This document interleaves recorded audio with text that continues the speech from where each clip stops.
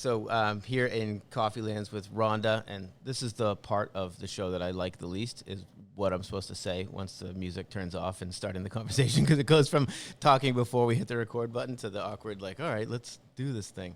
But really, I just want to come here and talk to you about your business and how Coffeelands came to be and why and what that means in your life. So if we could start with just what is Coffeelands, aside from a coffee shop. I've known you for a while, and I know about the mission and that, but I'd like to hear from you. Why? Why do you have this? What got you going? Sure. Okay. So actually, this goes back to several years ago. I learned about human trafficking, and I want to say it was like 27 or so. So about 10 years ago.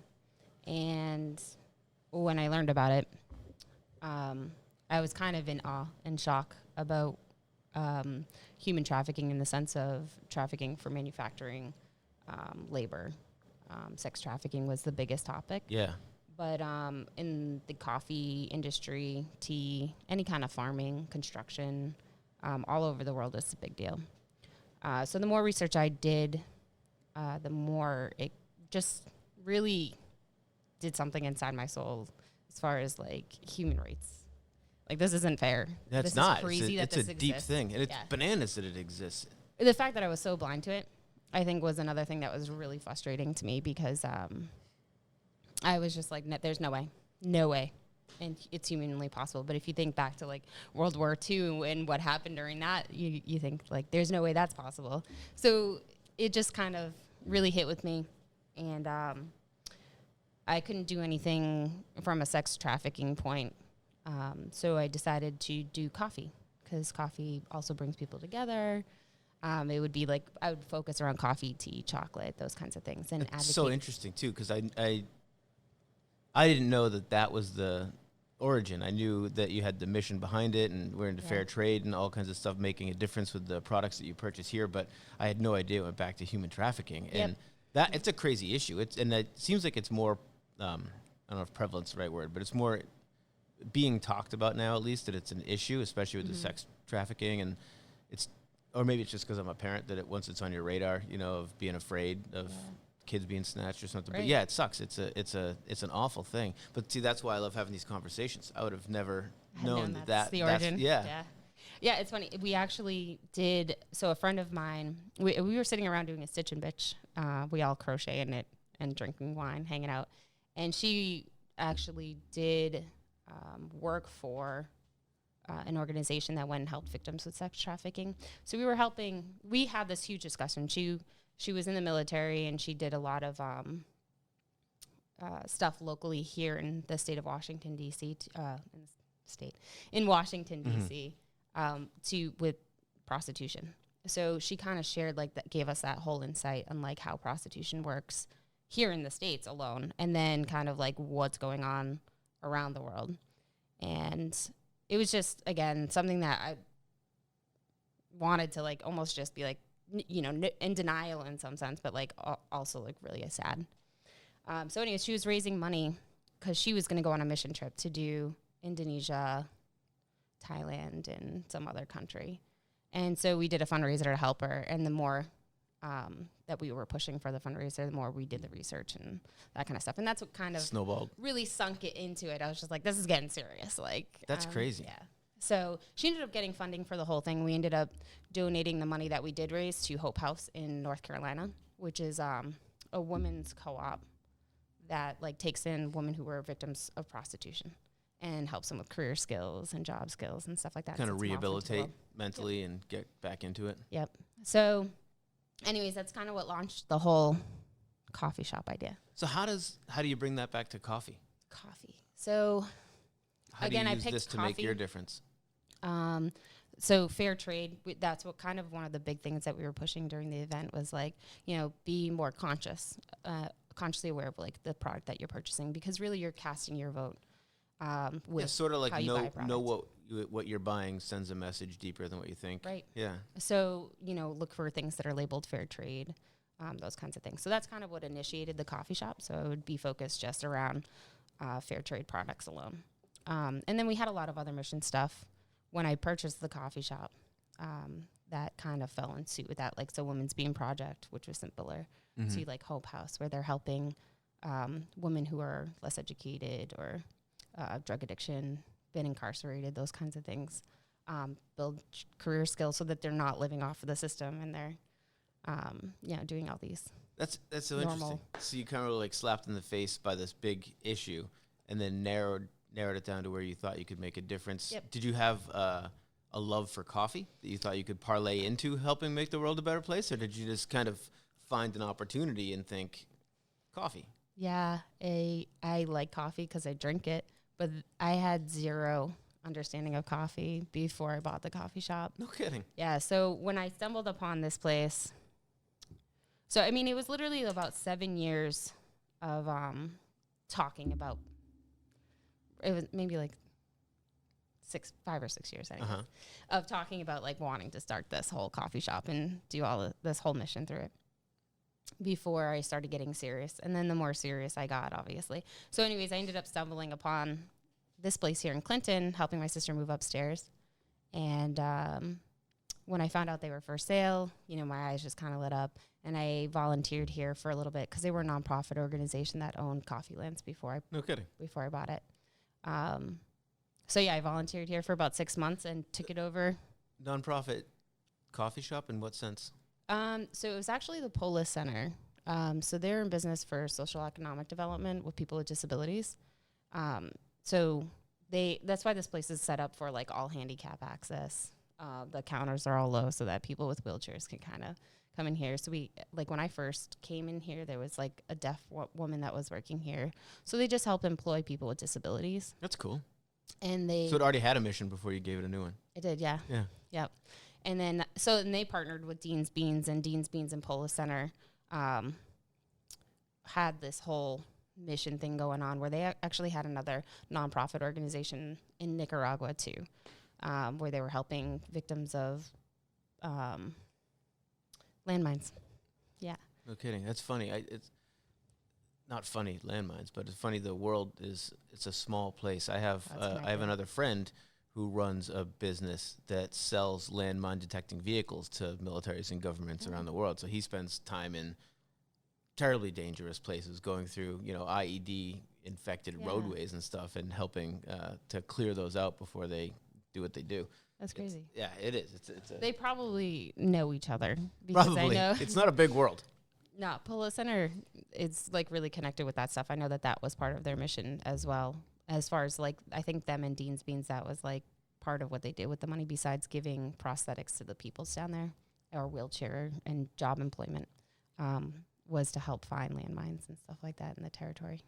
With the fair trade, I'm curious. So, you know how I feel like there's this default answer that a lot of people have with either charity or helping, where like, they're just paying their CEO or it's fake and nobody trusts anything anymore. And, for good reason a lot of time, and just internet cynicism other times. But some of it's real, right? So when you're looking into the products, into fair trade coffees or chocolates and all this stuff, does it take a lot of research to find? In other words, do you find a lot of things trying to masquerade as fair trade that aren't, or is it fairly well governed? Like, organic, you go to the store and there can be organic and free range on all the food you want to buy, right. but or grass-fed. But grass-fed means that the cow had an option once a day to walk in a 4x4 grass patch. It doesn't mean that it was a free-range cow. And there's all these tricks, you know what I mean? How does that? No, that's actually something that is very common with fair trade. And so there's different kinds of certifications. So I do heavy research, and I stuck with Dean's Beans specifically because of their mission behind what they do and how intense and passionate they are, to really do economic development in countries like that, especially for small farmers, to give them advantage against like the big farmers that really land those kind of big accounts or whatever. So a perfect example of, this contradiction of fair trade labeling would be Starbucks can slap a fair trade label on a pound of their coffee if it's 11% organic or fair trade, and that would Shady. qualify them. Yeah. Yeah. But like a company like Dean's Beans is through and through, the transparency all the way through. So Wow. 11%? 11%. Just got to be over 10. Yep. Wow. And does that, there's the advantage in the feel good, and people seem to gravitate towards that a bit nowadays, but is it hard owning a business and then having to seek out, it has to be a more expensive product if it's going to be fair, right? It seems like it's always the way that it works out. Like eating healthy foods costs more than eating garbage foods. Right. So is it hard to put together a product you can feel good about and have people still willing to pay for it? Yeah. So that's a really good question, because when I first wanted to do Coffeelands, I wanted to stick around focusing primarily on coffee, hence Coffeelands. And then at some point I had to make the decision that there's got to be another way for me to make some money, and that's where food came in. So the food really helps me kind of compensate that. It's not that I'm not making big money off of coffee, that's for sure, especially with the price that I pay. But for me, it's the mission behind the coffee. Yeah, feeling good about the cups. Yeah. It's not even so much feeling good. It's just like there's an energy, that's transmitted in this world that's healthy, of a balance of how we treat each other and how, just engagements are dealt with, you know what I mean? Definitely. So like it's got to be this like I want to make money, but I want you to benefit off of me making money from your product, just as much as I want, to benefit, et cetera. Sending good out to the world. I tell my kids too, and do little experiments where walk around and smile at people instead of just a straight face, and just see how your day can change. It does, it's just those little things, and what you put out changes what you get back. Yeah, for sure. It's different. It's the same thing like when we have, sometimes it's natural that we're going to have a frustrating experience with a customer every now and again. But one of our rules is that, okay, let it out, but like, don't forget, this is what's paying our bills, guys. So like, love them anyway. And, just like, they bring an experience that's different to the table. So kind of keeps us on our toes. Yeah, I bet. And it's an interesting place too, because you have a lot of art that's showcased. It's really interesting. And there's a piano right behind you, and I've seen people in here playing the piano. Yeah, now there's two, right, for doing pianos. So that's part of the atmosphere, right? It's not a get your coffee and go home. It's a place to spend some time. So I'm so glad you asked that question, because when I did start the business, it did start off with like this big advocating fair trade thing. And over time, I learned that sometimes people just don't care that, sometimes they just want to come in and have a really good cup of coffee. And sometimes they want to come in and have just a good experience. Sometimes it just wants to feel good. It has to be like, there was those people that completely sought out, like, I love the mission behind what you're doing and I want to support you. But that's not what made my business. What I ultimately... It almost never can. It's just the thing that gives you your edge, makes you special. For me, it's like what defines who we are. But because while doing that part for the first year, I learned people don't want to be told either what's right and wrong. They already know. You don't have to tell somebody, you should go work out. They already know. Yeah, in fact, that's not going to make you friends with that person. Right, exactly. So what we did learn in this process was the feeling of community and belonging, and how we influence each other when we're in that environment. And it's good, it's healthy. So our big focus now really is on community. So while, we're so built into the fair trade and being environmentally friendly, community is our primary focus. So bringing people together, having the pianos, music brings people together. Sure does. Coffee does. Coffee does too. Food does too. Yeah, and I've noticed the difference. It's more and more communal to come be in here. And my kids, every time there's a half day, they want to walk up here from school and have a muffin or whatever we end up getting, and hang out and play the games and just spend time. It's like a thing they look forward to. Yeah. So that's nice, because not every shop can offer that. Not every town has a place where you can just go spend time. And I've seen it change over time here, where it's more and more of people milling around, spending time, or stopping in to see what's going to be going on. And that's pretty cool because it wasn't here before you. No. And if we didn't, it took us being here and kind of going through the whole process to get to this point too. And I mean, really, it's a piece of my heart coming out too. It's kind of like, this is those feel goods, like when people come in and they're sharing, they're expressing themselves in that way and being vulnerable, right? To be able to get on a piano. We've had kids come in here. One kid's playing the piano and another one's dancing, doing a dance solo. And it's crazy and it's kind of bizarre. I think if you're walking in, like, what the hell is going on? But it's so magic in some way too. Yeah. Like, it's just beautiful that people are like, I don't know, just have the courage enough to do something like that. Yeah.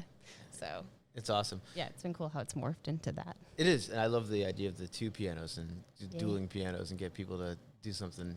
Yeah, we're working on that. It seems fun. It does. It seems like a lot of fun. I just had a question pop in and out of my head. So, I know what it was. So how long have you been open now? We just hit our 4 years, November 5th. So in 4 years, it went from 4 or 5 years before having it to knowing that something, maybe a coffee shop and going into fair trade, and then you open up with the fair trade mission, and it sort of morphs into fair trade not going anywhere, but realizing that's not the driving force for the customers. They want the feel good, but there's other things, and now moving into that. How does it feel over time where you're probably thinking now you don't know where it's going to be next year either, and that's just for me as a business owner, that's one of the things I've learned is that I've had a business for 20 years. It's different than it was last year, never mind 20 years ago. And so every year it's figuring out new things and adapting and changing, and it's not what you expect. It's not, I've made a business, now I have my business. And it's just done. Yeah. So that, to me, that's what makes it interesting. I think that freaks a lot of people out too, though, because they want routine or they want to be able to know what to expect. You know what I mean? And you literally have a different business than when you open the door. For sure. It's night and day, completely different. So yeah, I think that's part of what's exciting about it. And don't get me wrong, there are, super massive change, and then it's like settle into it. Oh yeah, for sure. And you get to ride the wave. Yeah, super massive change, settle into it. So we kind of go through these, these waves of these cycles of change. We see our vision. My vision when I first bought the business is, again, completely different than what it is today. And even now, what I thought it was 3 months ago is changing because life is changing all around me. Yep. And so now I have to adapt to that change. And, so we're looking into buying now because right here I'm renting and I really want to hold, this thing that I've created in some way. Yeah. And root it a little bit better than, if the building owner decided they were going to sell my building and they wanted to kick everybody out. Where do I go? Right. Where are you looking? Here in Clinton. Where? I can't say. Oh, come on. It's a big secret. Tell me off air. That's exciting. It's good to see you staying in place, though. I think it's nice because of the community angle of it. So if we back up before you had the business and in the 4 years or so, 4 or 6 years when you're thinking about it and it's some sort of coffee thing, what did you used to do? Like what was, what filled those years? Not only, I'm interested to know what you did prior to opening a coffee shop before you were a coffee shop owner. Yeah.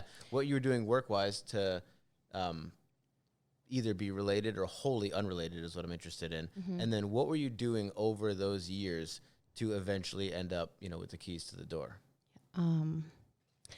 So I did Lean Six Sigma was what I did before. No way. I came here and opened up the coffee shop. I wouldn't have pegged you for that. Yeah. I love it. It's fun. It was awesome work. So I did that. And everywhere I worked, while I still wanted to always have a coffee shop, I kind of always had some sense of purpose in what I was doing. And that's how I've always operated, no matter where I was working. In the sense of I'm going there. I never even ever looked at a paycheck. It wasn't about the paycheck. And of course, like you said, money is important. But for me, it's like, what's the work I'm doing? Right. Who's it affecting? How am I growing from it? How is somebody else growing from it? In that sense. So, yeah, I did that I was at one company for like 3 years. Typically, I'm a 3-year jumper. So I did that for 3 years at one company, and then I was recruited from another company, from a boss, actually, an old boss. And I did that when I transferred from that company and was recruited to the last company I was working at, which was Method Machine Tools.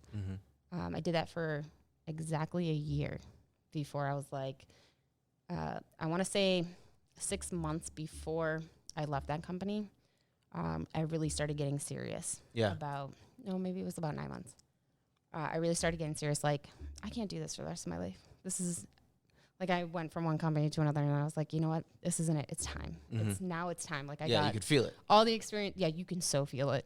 It was like every cell in my body. There was one day, literally, I just wanted to take all my stuff and just scoop it off my desk, put it into a box, and be like, peace. Bye. I got something else I got to do. Yeah. And this is going to make me do it. But I didn't. I stuck around, but it's really put the force into starting to seriously pursue opening up something. And like I said, it kind of just, to me, it was like magic. That's the best way to explain it. Because when I started to get that serious about it and kind of put that out there, all of a sudden these things started happening where it was like, it's amazing how that happens. Making it like, here you go. It was like laying out the path. Your wish is my command, kind of thing.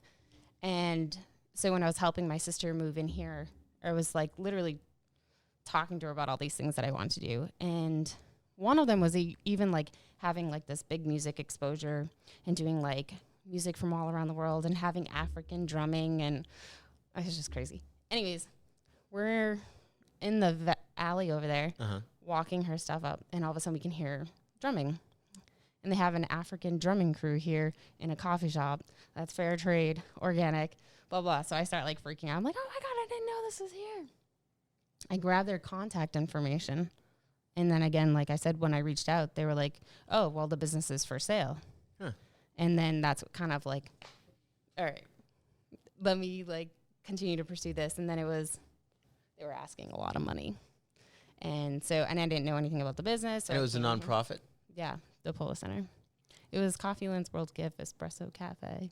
So it was like gift shop / coffee shop. And they're asking a lot of money. What were they selling? Just the business. Yeah. Yeah. So all the equipment, basically they had came in here and did everything, floors, countertops, you name it. So we were selling all of that. We worked out a price that was better than what they were selling. Obviously, you're here now. But it was tough because I inherited, I'm coming in with zero experience. So I had a lot of hard lessons to learn without a mentor. Fast. Kind of just, Not boring, though. No. There's been days where I've literally laid behind that counter and just been like, what am I doing? And tears and like, it's been tough. But that's what comes with it, know, like when you're going through that journey, it's tough. It is tough. But, those bad days come with any job. But any job doesn't come with the freedom to create those days for yourself. There's a very different feeling. When I talk to people, one of the things that I like to explore is getting out of the rat race.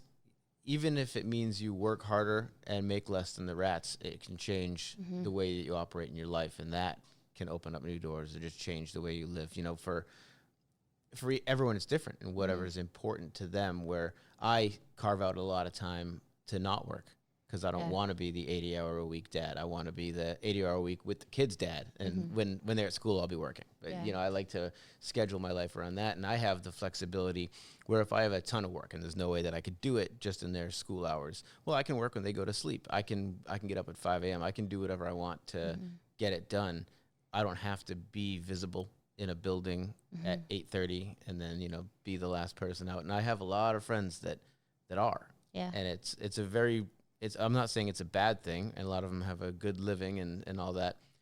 It's just, to me, that feels like prison. And it always did. I was never that kind of person. My wife, who at the time was my girlfriend in college, when I had my last real job, working for somebody else, she was one of the people that pushed me to just, finally go. I was already doing it, but to just make it the only thing and just go whole hog, because she was, like, in her words, that job's killing you. And it wasn't killing me like it was super hard. It wasn't even a difficult job. It was a cool job. It was fun in the tech sector at the time.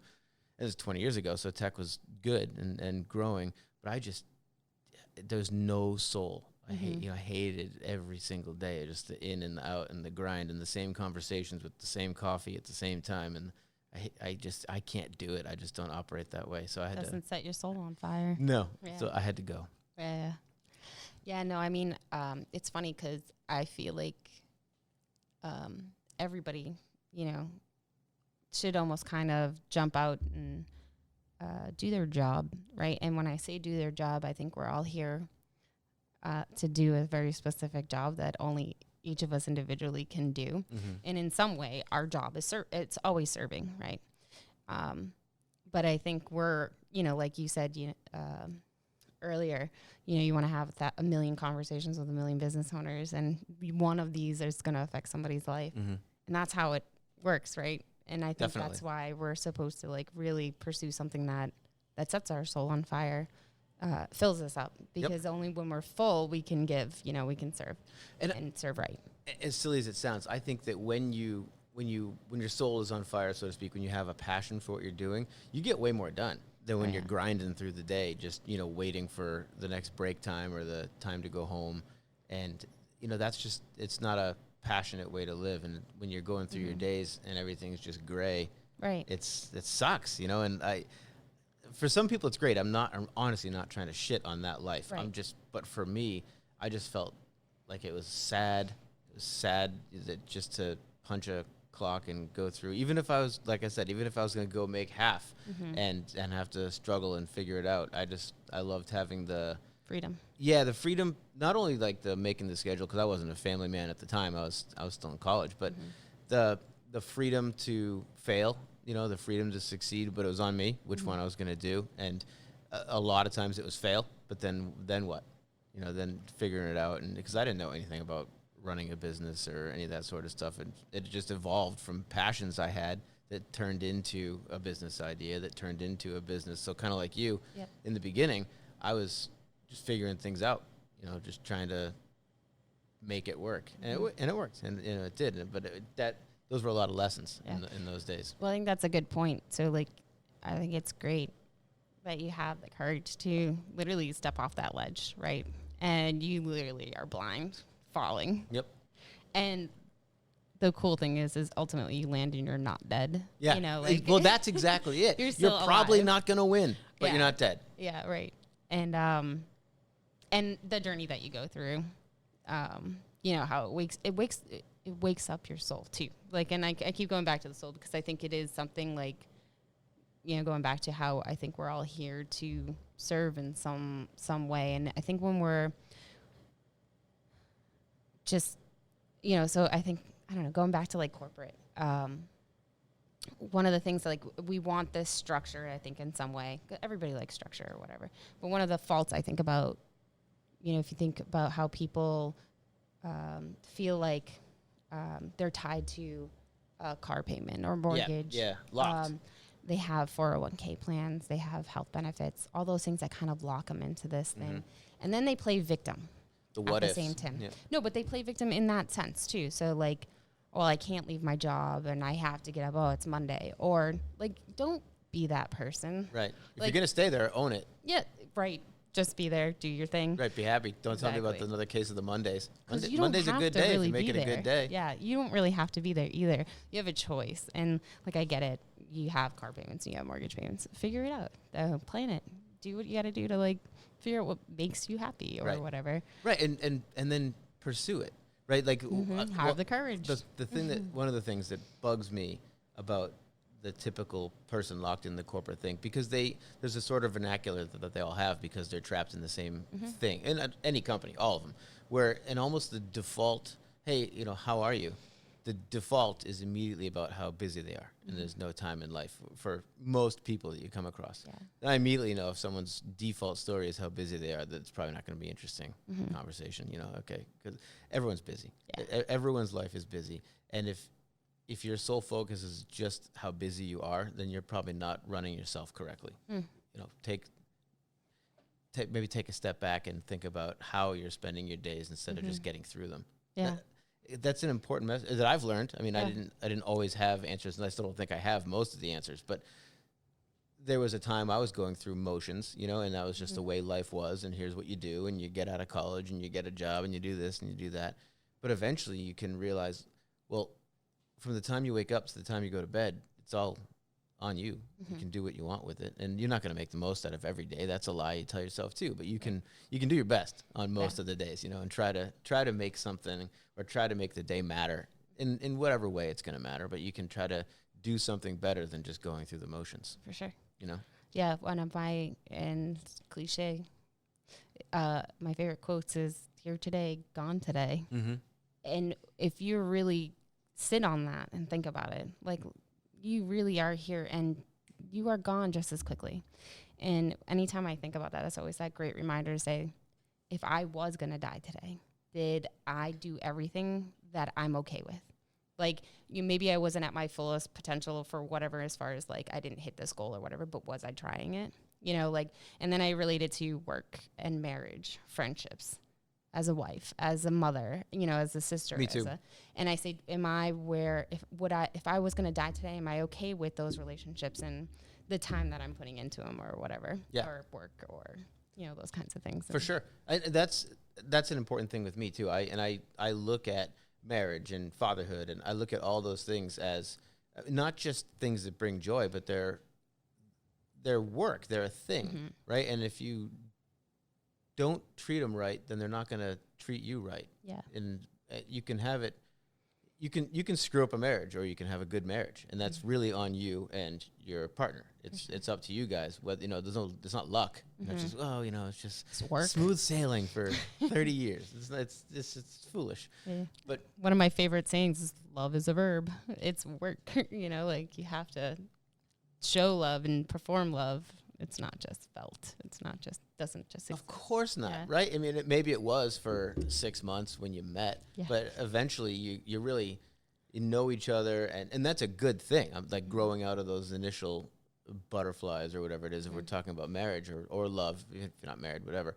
But just you can get a lot deeper once you're past the superficial, giddiness or that feeling of a new relationship, and then you look back and it's been 20 years and there's a lifetime together of ups and downs. And the downs are, if you navigate them, God, I'm getting off on a philosophical tangent here, but like you're all going to have downs, right? And if you navigate them right, they can put you a lot closer and a lot stronger, where there's also a tendency to blame each other or lash out when times aren't good. And if that's the route you take, then it's going to be poisonous. Yeah, you have to be in charge of your own emotions and how you're dealing with situations, and that's not always easy to do. And we're not trained to do that. You have to learn, teach yourself, and be disciplined to continue it. Discipline's a huge thing, I think, that a lot of people lack, and because it's hard and it's not fun, it seems like life's getting easier and easier to not apply discipline. That when I see like kids or the way that they're running elementary schools, and it's a lot more, people are afraid to apply too many rules because then they think other grown-ups are going to look at them as oppressors as opposed to parents. We're a little sensitive. We're getting a little too sensitive. Yeah, I think we're past a little too sensitive. Yeah. Trust me, I say things all the time that, my manager's always like, Rhonda, stop it. But yeah, I agree.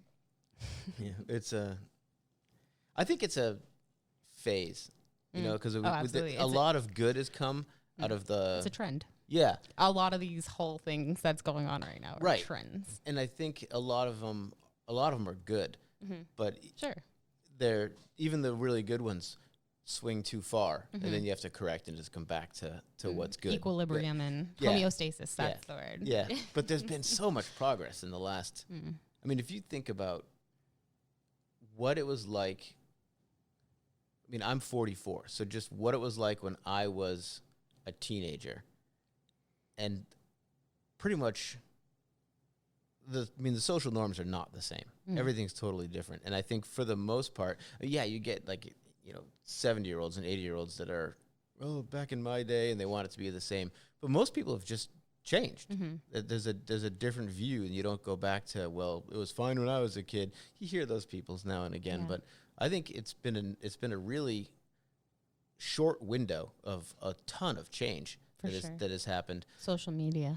Yeah. Big time. For good and bad, right? Yeah. Oh, man, they will bash you behind that keyboard really quick if you don't, conform to an ideal, Yep, they'll cancel you. Yeah, for sure. Yeah, silly people. Yeah. I know, and by trade I'm a marketer, but that's what I always wrestle with, because I don't do the advertising side of it, like the feeding ads and stuff, which I don't have any problem with. I just don't.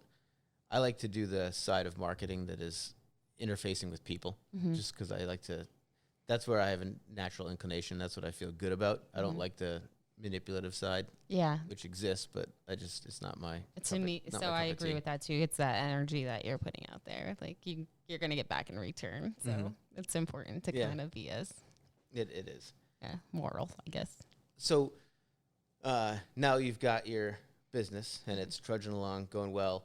How I'm just curious. How does that affect or change your family life over the time? I've spoken about mine and like what I take as liberties out and stuff. Sometimes it gets harder, sometimes it gets easier, sometimes it's both, depending on the time. I'm just curious. I want to talk about that, but even if you want to go somewhere before, or if you don't want to talk about family, if that's fine too, I don't care. But now that you own your own business and you are no longer working for somebody else in the corporate world, what has changed? Do you feel the freedom? Do you feel more locked in? How has it affected you? Well, so I've always kind of been rebellious anyways, even working for people.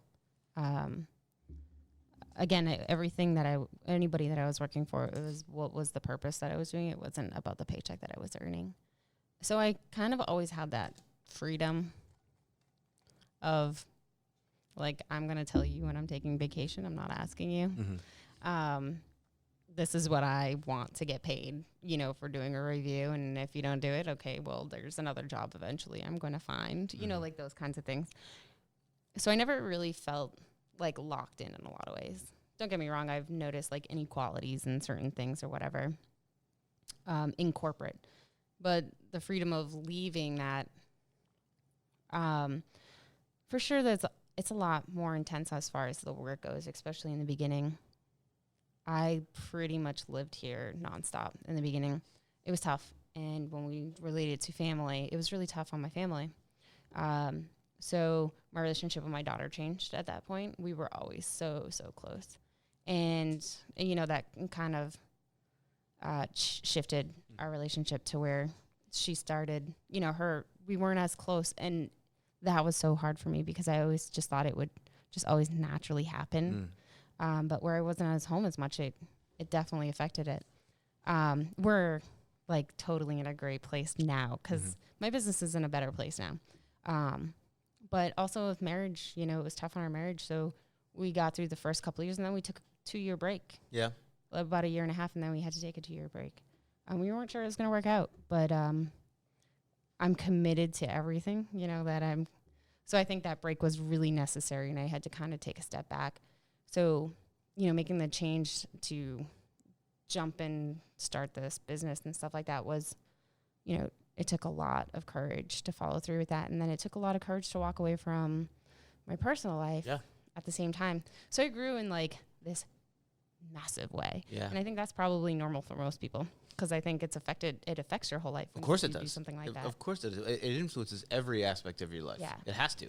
By its nature, you put yourself out to do it, it's going to influence all the parts of you. Yep. And so does having the 9-to-5, but not it's not as polarizing because it's not yours. It's not, not just yours, meaning I own it. The responsibility is all yours when you own it. So especially in the early years, but then when bad times come, it gets hard again. And like vacation's a lot harder to take. Like you said, when you had a boss, you can be like, I'm leaving for 2 weeks. Yep. Here, maybe you can't. Yeah, so I've been lucky in that sense too. I get a great crew now.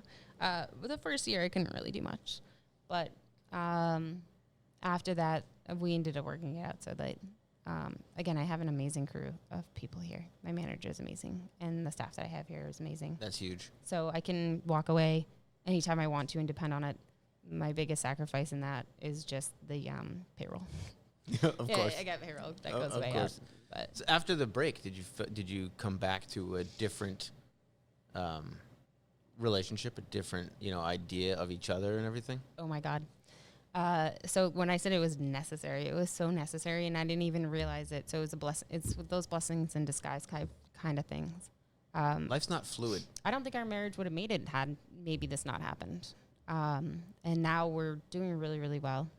We actually go to counseling regularly too, to help us with communication issues because we're literally polar opposites. Where has it helped? That's good. That's a balance. And I'm like,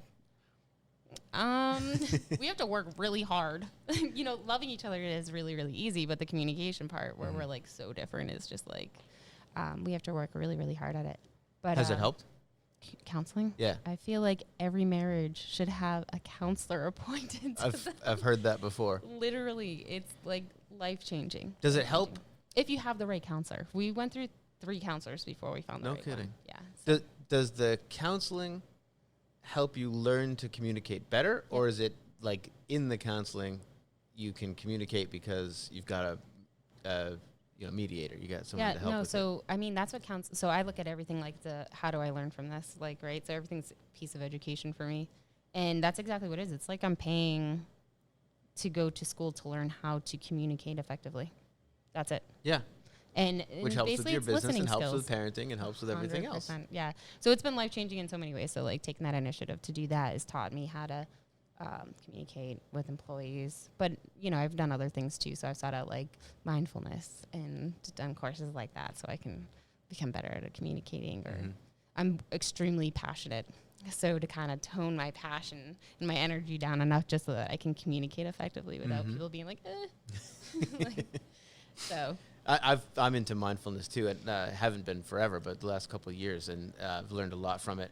And I'm the same way. I'm at 1,000 miles an hour all the time, and it's not easy for other people. Nope. And one of my default errors in interfacing with other humans is I assume everyone is thinking like me.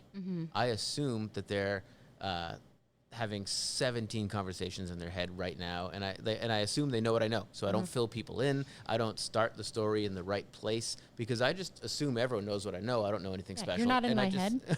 Right. And I'm very wrong in those assumptions, and I still do it, but I do it less, and I'm trying to learn how to not do that. And mindfulness is a big way because, mindfulness and exercise.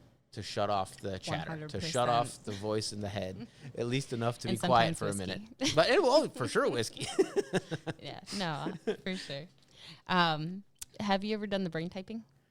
The brain typing? No, I don't think so. The Myers-Briggs brain. Oh, yeah. I went to business school, and we did all kinds of testing, and mine came off the chart. So I went to Babson. I went to an entrepreneurial elite business school. I didn't even go there, like for most people, they go there to be better business people. I'm barely a business person. I went there. My dad went there. I went there. Entrepreneurship is important to me. I even think that word's kind of lame now. I just like small business. I like, and which nothing against big business, but I like businesses that affect people and can understand their effect and aren't too big. It's just more interesting to me, nothing good or bad. So anyway, I'm getting off topic, but I went there so that one day my kids might go there just in furthering their entrepreneurship education or ideas on how to do it, if that's necessary for them, which I'm not I don't think people have to go to college anymore. I'm not on that page. I used to be, though. So I did it to set an example so that I could say, here's a good thing to do. Anywho, so in a cohort of 100 executive level entrepreneurs doing a master's program, I tested off the charts in the room as the top most like type A. They give you in your personalities, I don't remember which one was which. So Myers-Briggs is one. They do a few different ones. And they give you a synopsis of how people should deal with you, and not just how you should deal with other people. And the quote in the back of mine ended up on the wall in my office at the time. It was, "Be brief, be bright, be gone." Nice. I thought. Do you remember your letters? Brilliant. No, I don't. Okay. So I'm sorry, curious. Going I back bet to we're Myers-Briggs, similar. you did the test, I assume. Yeah. So I'm an ENFP, which is E stands for extrovert. N is intuitive, F feeling, and P perceiving. So yeah, and then we've done all of our employees. No kidding. And I'm pretty sure all INFPs, which are me, but introverts. So it's interesting dynamic. It's interesting how I'm attracted to all these same type of people too. Has it helped in managing them? I don't think it really makes a difference. So you don't find it? Not that it wouldn't, but it helps you understand maybe certain patterns for them to think. And because they're all the same, I think it just works really easy for me to be like, okay, I get how to communicate better. And typically I pass everything down to Noelle, who's the manager here, because she's the softer, more gentle one. And I'm just going to get really straight to the point. Yeah. And people get offended very easily, and it's too much for them to handle. We're sensitive now. So Right. Yeah. I've always been that way, and I do the same thing. If I can, I'll communicate through a softer person, knowing that I'm going to do it wrong. It's not going. Mm-hmm. I'll go into the conversation trying to be cognizant of that. Assuming I'm going to do my best to have the conversation like a normal person would, and then people still say it wasn't. So obviously I'm not getting that. So I have the same issues. Again, well, I not necessarily pass the buck. I think it's just the safer way for me as an not employer. pass the buck at all. Just trying to be sensitive. Yeah. Trying to obviously I've got a downfall. I've got a place where I am not good at something. So if this person can help me, great. Yeah, for sure. So for me, the struggle is that I am, sensitive towards like what I'm trying to communicate isn't to like bash you and be super critical. Even though I do come off really critical, it's more like I care. You have more potential than that. Yeah. I want to see you, really, because like if you're not doing it, what's the point? Right. And I agree. I'm not blunt in any way to be mean. I don't do it to be mean. I don't want to be mean. It's just the way I communicate, and it's the way that my brain works. I just, it just goes to the end. Here's why have all the other words before when this is just what we're going to talk about. Knowing that's not always the best and trying to, but I'd also say once people know me for a long time, then the shock and the bluntness kind of goes away, and they just once they know you, it's probably the same way. Then once they know and love Rhonda, and they just know the way you communicate, now it's not a matter of feelings and sensitivity, and they get Usually used to it. They laugh at me, right? Because they get my humor. You're such a dick. Yep. That's what I get all the time from my friends, from everybody. Yeah. Oh well. Yeah. What it's a lame question, but I like the question because the answers are fun. What about owning a business has taken you off guard? What's been just you didn't expect? Is there anything that's been harder, easier, just not what you thought? Okay. So I think as owning a business, so this goes kind of back to how our work structure in America anyways is set up to where we have all these standards and whatever. So the amount of money I have to pay out is insane because I'm basically paying for these bureaucratic policies, right? Like unemployment insurance and on payroll and all of that other stuff. And I'm paying people's payroll for them. So I kind of my Lean Six Sigma, mindset is coming in and saying, how can I reduce a lot of this? And why don't I just contract people and have them do like W-9s and those kinds of things? But people don't want to work in the labor force where they have to do their own taxes or the contract. But if you think about the idea of it, there's so much freedom in that, right? You're your own employer. Yeah. And I kind of like that concept, and I kind of am thinking about like, is it possible? I don't know. I recently went to Mexico a couple weeks ago, and it's kind of what they do there. So like we would drive by like a random corner, and there would be like maybe 50 people waiting to get picked up. And, you'd see a truck pull in and a bunch of people get into the truck. Yep. They'd be like, pointing to these people like you. And that's how you work for your day. But if you don't want to work the next day, you don't have to. You just don't go. And I'm sure you're selected based off of your work performance, which is also great. Of course. Because that's something that, especially as a small business, I don't like that if somebody doesn't work out, like we make an agreement, we hire you, we say, this is what our expectations are, and you don't perform, I want to just be able to cut you loose. Right. And there's all these policies in place that you have to be like, you have to coach them through this or write, they're verbal, they're written, or whatever, or I have to pay my unemployment insurance, which is expensive. Yeah. And, so like there's that's the stuff that I think I hate the most. Mm-hmm. Everything about people has been the most difficult or eye-opening for me, where there's always problems with, lack of sales or trying to figure out the next thing you're going to do, or how to, like, what we used to do isn't that good, or things change, what are we going to do now, meaning just altering your services, your products, like you've added food and changed things over time. But that stuff you can figure out. Yeah, you can work on it. It's actually kind of fun to do once you kind of in the the mindset of chasing something new or doing whatever.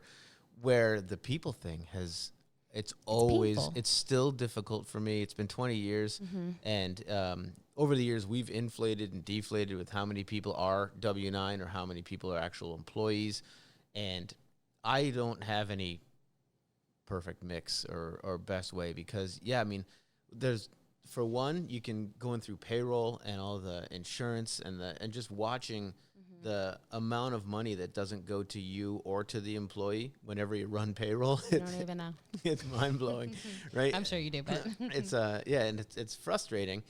But then there's all the things that come with the people, and there's been and are some wonderful people, and there's all along the way there's been people that just weren't going to work out or didn't work out and haven't worked out, and some of those were also good people that it just wasn't a good fit. Yeah, I and think some they're of them, all good people. not mostly, all, not all. No, mostly, yes, not all. Some they just shouldn't have been here, and but then again, that's on me too. I shouldn't have hired you. I whatever I Don't didn't you, like, know at the time. almost hate yourself sometimes Yes. for like decisions. I mean, you're like, how did that get past me? Well, yeah. Why did that come to life? How did that happen? Yeah. Yeah. More than not. Yeah. There's a mantra that I always liked. Just going back to what we were talking about earlier, where knowing you're not going to do most things right, but that's okay, and you just get back up and keep going, is just fail forward. That's the one I find myself thinking the most, especially when things go wrong. Is just, all right, this didn't work.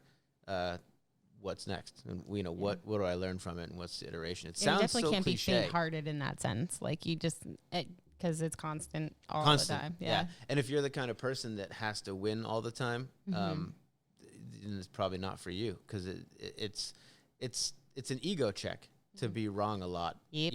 And an ego, I don't think can work in the long term in running a business, because too many things check your ego. Because when I say owning a business is great and because of freedoms and all that, I mean the freedoms to alter timelines and days and even the people that you interact with. But ultimately, you are interacting with people. You don't have a business. You have customers. You have clients. My clients are different than your clients, and it's a different relationship, but they're ultimately people.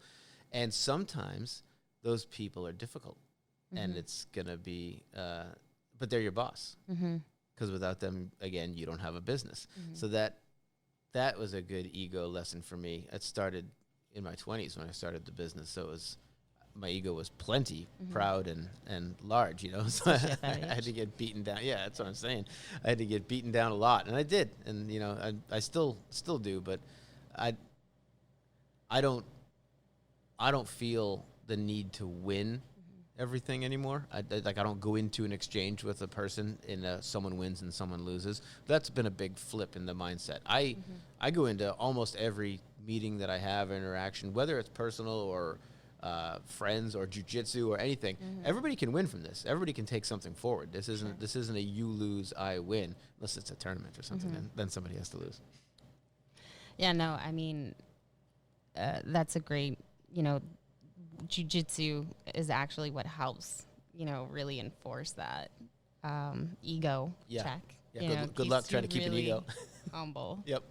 Here all the time, too. Employees do it. Customers do it. My manager is really great at keeping me in check all the time. And which is why I have, my support here is so great, because I encourage them to hold me accountable, to keep my ego in check. And don't get me wrong, sometimes I fool around. The other day we were like, oh, the A team's here, A plus, and I'm pointing to myself. But and they're just like, ha, ha, ha, But for sure, I like that they can kind of come up to me and be like, that was a shitty move. Or, hey, do you think you could have waited until that, situation was in this setting versus this setting? Yeah. And I'll still be like, no, I'm like kind of whatever. But then I'll be like, I'm sorry. I probably should have. It probably would have been the better side of me to.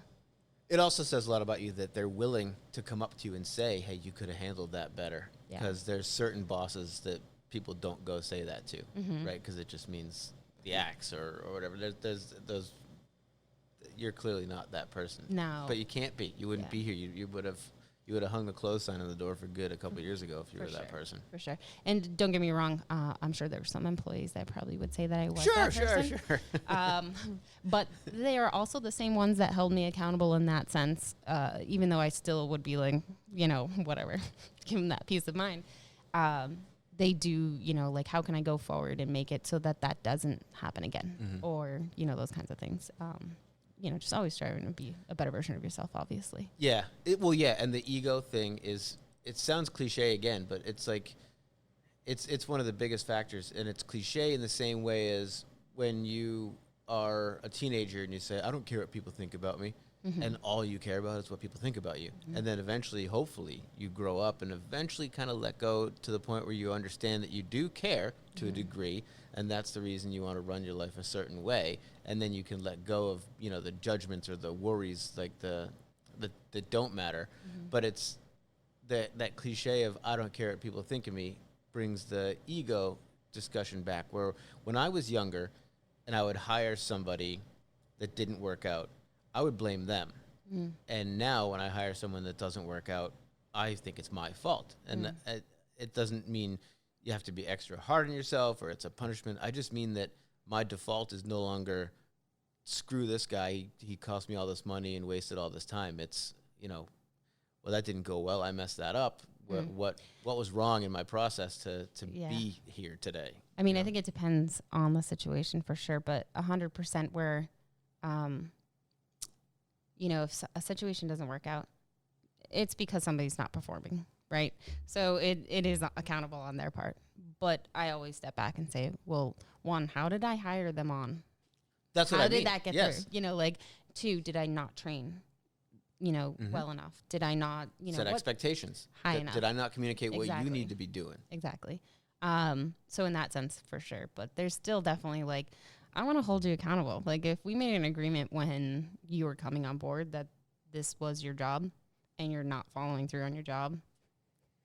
100%. I totally agree. And holding people accountable is, I'm all for, but typically even by the time I get rid of that person, I'm still ultimately holding myself responsible, even though they didn't do the work and they might've been a shitty employee. How'd they get through the interview? How did they get hired? How did all that time?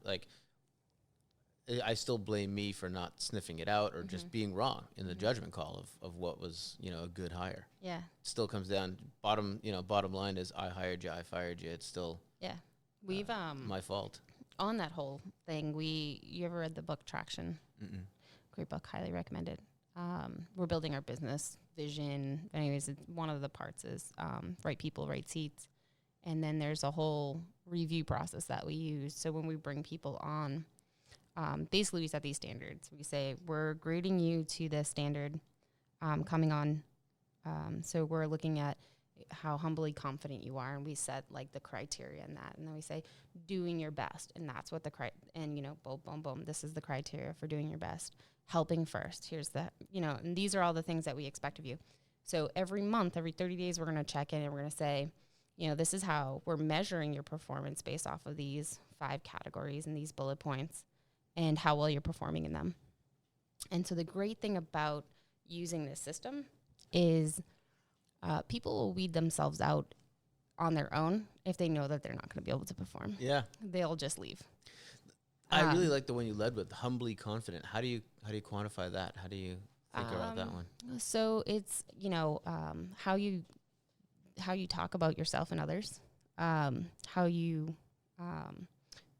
physically, what you're wearing, how you carry yourself, those kinds of things. If you're, shy, not making eye contact, not really engaging with the customer in the sense of if I come out here and I'm like, hey, so-and-so, who does this sandwich belong to?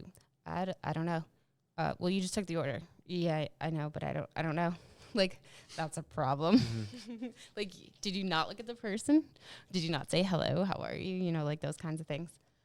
It's a customer service thing where we're, you know, really serious about, like, be present, be in the moment. Look at the person that you're talking to. What color shirt were they wearing? Are they man or a woman? Like, can you tell me anything? You know, like those kinds of things.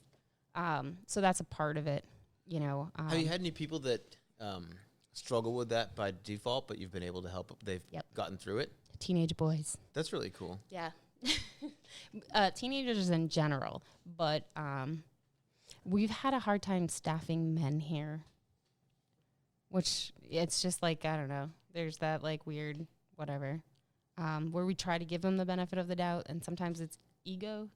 And then other times it's just like, they just don't pay attention. They're just boys. They're, you know, their brain cells are over firing. Yeah. So I don't think they're capable.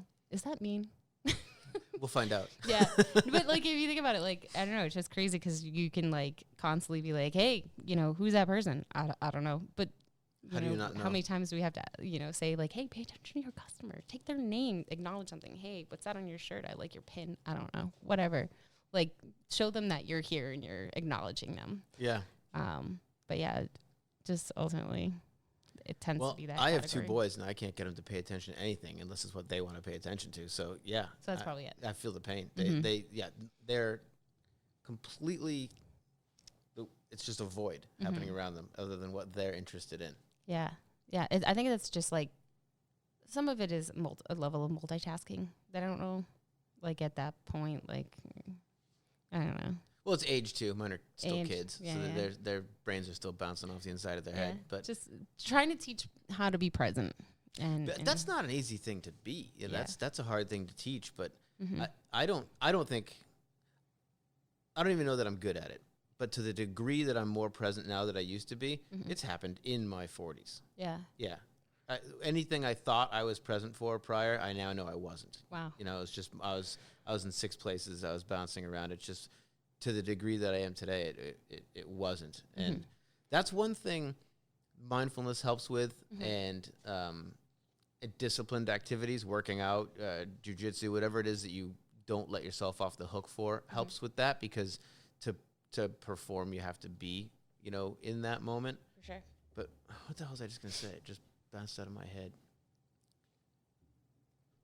It's gone now. What's something that you use as a tool to like make you in the moment, to bring you present? Oh, that's what I was going to say. One thing about this podcast and my other podcasts, or just things like this, is you and I have been talking for an hour now without phones and interruptions, and it's been a conversation where we're looking another human in the eye, or even if we were doing it remotely and, you know, it's just your voice, it's been an uninterrupted conversation where in my normal life, and I think most people's normal lives, we don't have them anymore. I think they're good. Like, it's fun. It's an enjoyable thing to do, but we all have 5-minute, you know, bites of conversation or time with people. And that's usually interrupted by a phone or a text or Facebook, and the conversations are 5 minutes, and then you turn to the TV, or then you talk for 5 more minutes. So that's been a big thing that's helping me learn, is like staying in a conversation for an hour or two. Sometimes they go 2 hours, 3 hours. It's just like, for sure, we can't even go to the bathroom now without our phone and being distracted while we're absolutely using the bathroom, you know. Yeah, like. And I'm guilty of it too. It's just I've done a better job over the last few years of trying to be aware of it. Yeah. And then when do you meditate? Is that your mindfulness practice? So I just finished an 8-week course. Cool. Through the UMass Memorial Medical Center in Worcester. It was an online course, so we did that. So that included meditation, yoga practice, and it was like walking meditation, sitting meditation, standing meditation, body scans.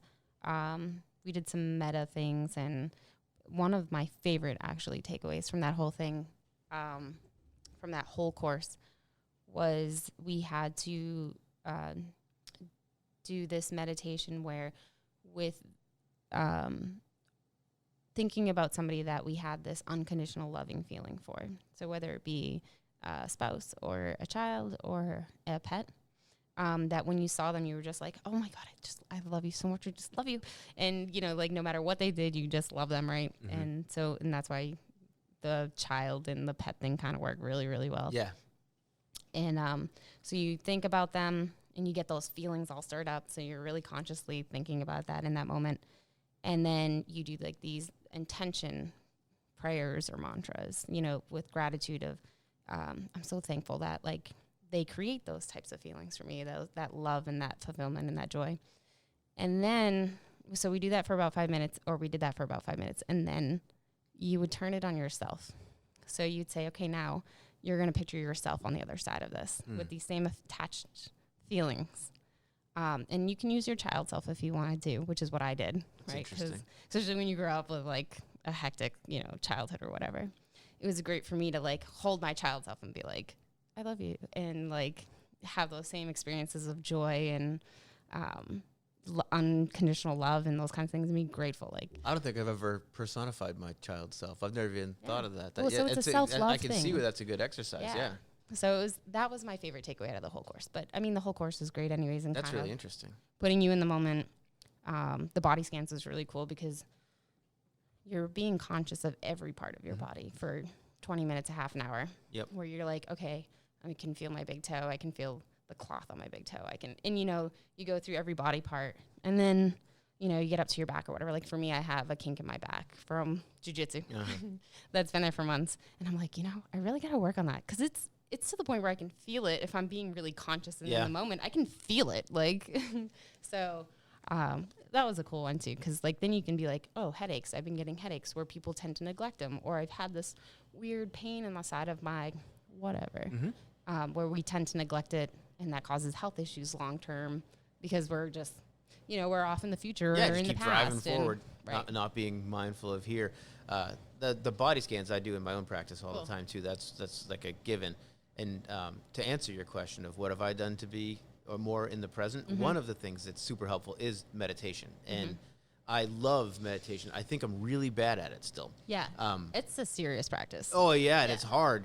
Like jujitsu. But yeah, very much so. It's they're related too because jujitsu is so mental. And obviously mindfulness is almost all mental, but you get pulled out by the physical still, you know, while you're sitting there and trying to quiet your mind. And why I say I suck at it is my mind doesn't like to be quiet. You know, that's not its default state. And I love the feeling of meditating because just at any point it works. And by the end of 20 or 30 minutes, 15 minutes, I feel better and more sort of stable and quiet. There's less chatter than I did when I started. But I'm still not good at it. And I think there's always room to grow. But what has helped was learning that I suck at it, but that you can be aware of sucking at it, and that's getting better at it. Because when you're meditating and then you realize your mind's run off somewhere, that's okay. Just realize that it did. Yeah. Close that off and come back to back. your anchor, yeah. And that's how I work on it in real life, is if I'm sitting here talking to you or with my kids or at work and working on a project, whatever, and my mind runs off and starts doing other things, I check it and then come back to where I am. What do you use for your anchor? And there's like breathing, or so like come back to your breath. Or another one that I love is, and which is what we tell our kids that we're taking customer orders all the time, to, you know, really be in the moment, ground yourself, twinkle your toes, and touch the floor with them. And then you're like, okay, my feet are touching the floor, and like I'm present, I'm here, I can feel that happening. Hi, how are you? Can I help you? Can I take your order? You know, like that's good. I think I guess I use the rise and fall of a breath. Okay. So feeling slight movement through the upper part, just feeling, because that sort of control and that trigger of an in and an out can totally reset me to where I'm supposed to be. Maybe not for long, but it can reset me, you know, for the next 30 seconds until my brain runs away. And then you're like, oh yeah, the breath. breathe again, yeah. 100%. We're over an hour, so I want to be respectful of your time and let you go back to your family. If you have anything else you want to talk about, I don't need to run. No, actually, there was one other thing, because you were talking about some of the maybe conflicts that I find of running a business. Yeah. There was one other thing that I wanted to mention, and it's like coming over my head right now, but taxes. Paying the taxes, right? And how... Which form? So let's payroll, say the meal and business, sales taxes. Just that one alone. I think one of the other things that really frustrates me is that I collect this money for the government, and then I have to do the work to give them the money, and they're not paying me. Like, I don't get a break or any, you know what I'm saying? Like, I think that's something that frustrates me. And also, there's no technology, which is unbelievable at this time. You know, like it's 2019, it's almost 2020, where my taxes don't just automatically get taken from my point of sale system and pay the government, so I don't have to deal with it. And those are things that I'm like, you know, those are really, really frustrating. Yeah. I have to sit on it, and you know that's going to become a loan. Yep. And then, you know, you're doing the whole payback thing. So and it's terrible. The discipline with taxes. Yes, and I have a third-party company now that is like part of the team. I basically pay a monthly retainer for these tax pros to do all the books, to handle all of the stuff, to handle the quarterly taxes and all. So everything tax-related for the business it all goes through me, and I have a bi-weekly meeting with the lead to talk about anything, any questions I have or whatever. But basically, I'm with you, and it'll How long before you got there? Forever. Oh, yeah. I've had this service like 3 years now. I've been in business 20 years. That's awesome. Okay, so I feel, because I'm going into 2020, I'm just literally every week handing my stuff off to somebody and I'm going to pay them. I'll give you a referral for the company, because it's it changes everything, because now I feel responsible. Everything's getting done. I'm not going to get in trouble because of stuff I forgot or didn't even know. Yeah. They're just handling it, and all I have to do is keep up my end of the bargain, where I just enter shit and like I would do anyway. And if I don't have to be that good, because anything they don't get, they'll just have questions, and I'll just answer the questions, and then off we go. Yeah. So it's perfect for somebody like me or somebody like you, where I'm not that taxes guy or accounting guy. I'm in marketing. I'm the opposite. I'm the opposite of that. You know, I'm not the numbers person. I'm more of I like to create, or I'm more strategic. I like to think ethereally. I'm not strong in the numbers. Conceptualizing, that's not my thing. Yeah, crunching. No, I'm very weak there. So and I hate it. It's like it's not painful. Yeah, it's so painful. It doesn't light my soul on fire. Oh, it puts the fire out. Yeah, it does. It waters it down really good. It does, yeah. I'll give you the referral. I love it. It's been great. Yeah. And it's not expensive either. It's totally worth it, because it does all that work. Yeah, I think, like, if I was going to say anything to anybody who was starting a business like that, I think maybe most people who have, like, a business mindset and can plan. I'm not a planner. I'm like the big thinker kind of person, big picture. I don't really like the finite details, although I can be detailed. But yeah, I would say, like, pay the person up front to do that part, because that has been, especially here, we have receipts like you wouldn't believe. Oh, I can't imagine. I can't imagine how much. Mine's simple, and it drives me out of my mind. I can't imagine what yours must be like. But the cool thing is, so I used to have like an accountant, like a firm that, you know, they would do the corporate taxes every year, and it would be a whole, you know, here's all the QuickBooks files, and I would have someone inside that did accounts receivable and accounts payable and ran the QuickBooks stuff. So then they would have to basically go between me and here's the books and coach the person.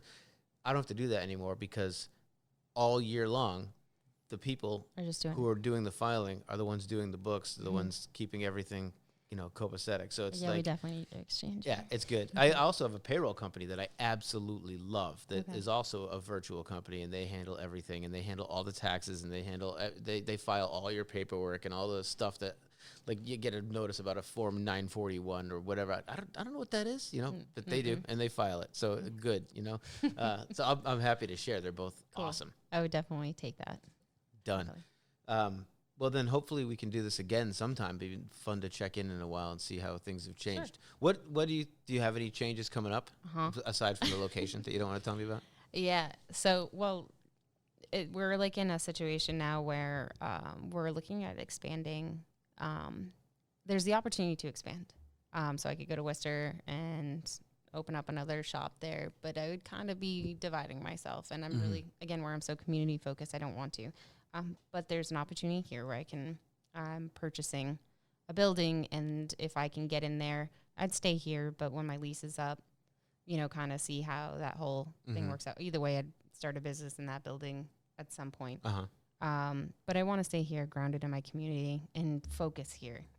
Clinton's just like this awesome gem. It is. And I want to stay here and I want to be a part of the growth and like, you know, the transformation of the community and all of that stuff and just watch it grow and blossom. Yeah. And I think there's a sort of a resurgence of that. At least there's some underculture of just being back to a community where you can have the effect felt of whatever you're doing. And I also love that at 5 o'clock, people will let you go in traffic. It's not, you know, it's not this gridlocked place of commuters that don't live there or don't spend any time in the town where they live. And a lot of towns have become that, you know, like the one I'm from sort of became that. I'm from Northborough. And it's still a wonderful little town, but it's gridlocked with traffic. When I was a kid, there was like one traffic light in the town, you know, it's not the same place.